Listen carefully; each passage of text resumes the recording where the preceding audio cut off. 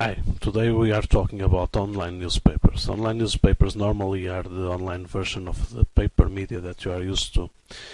But the online version has several advantages. For one side, it's always updating during the day, while printed media only gets printed once and then there is no update.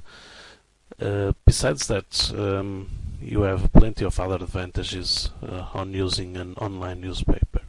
Another reason is that most online newspapers are free, although they can ask for some paid subscriptions. Normally it's only for special articles.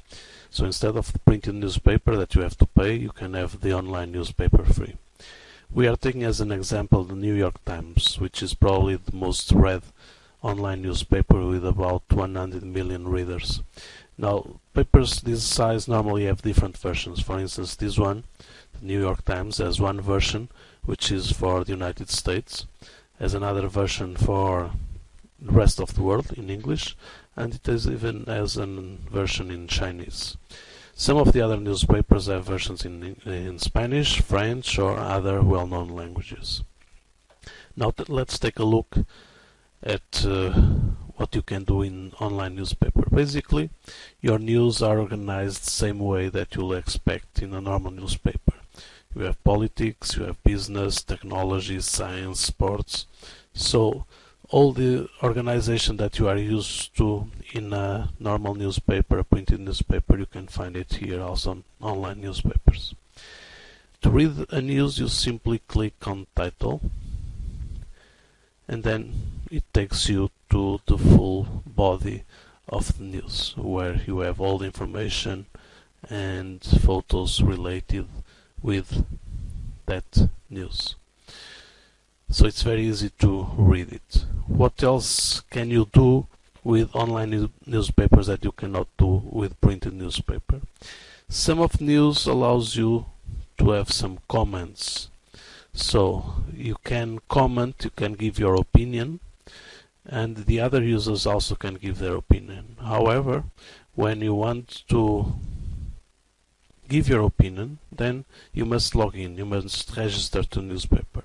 This is made to protect you from other users that could just write insults or bad words. So this is to protect the normal user. Another important aspect is that actually online newspapers are no longer just text and images. You can have, for instance, some videos, you can have some audio. So it's really a multimedia paper instead of just a printed text and graphics and image paper. Below you have all the categories of news and the most important or most up-to-date news, the news that were just released in the last minutes. The newspaper also recommends you some special news. When you are registered, then the newspaper keeps your preferences and it keeps the type of news that you normally read. So after that he knows what your preferences are, and therefore is able to recommend you the news that are more adjusted to your preferences. But you can also look at the most viewed news, so it's probably that if there are many users reading one news, it might be interesting. And also the most emailed news. What does this mean? Well, it means that when you have an online newspaper and you like one article, then you can email or share through Facebook or Twitter or other forums this article with your friends. So it's a way to quickly provide your friends with information and news from online newspapers. Finally, some newspapers require you to do some subscribing.